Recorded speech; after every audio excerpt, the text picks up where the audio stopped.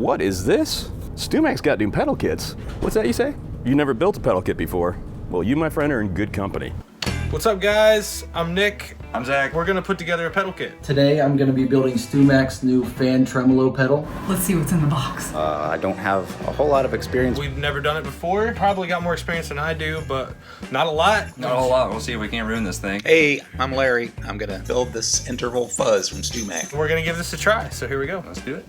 Get into business. Okay, here's the quick layout of the parts. All the parts have names and numbers, so it's really easy to make sure you got everything in the right position. I'm gonna put them on the circuit board now. The diodes go first. We're starting to get some parts in here. The idea is to make joints quickly without scorching the eyelets. It's good to know. We got all the resistors and transistors soldered in, next onto capacitors. Just soldered in the socket. Not gonna put this spider looking guy in its little web here. It's starting to look like something now. There it is. There it is. Jack's here to check out the progress.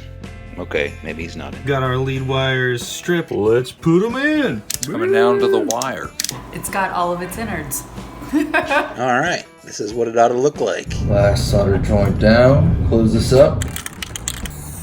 Some googly eyes and a hot glue gun. Put some gold tape on this thing. Actually kind of hurts to look at. Added a little green banana for appeal. I'm gonna add some flair to my pedal, some fuzz to my fuzz. What do you think? Pretty good. Test it out, see if it works.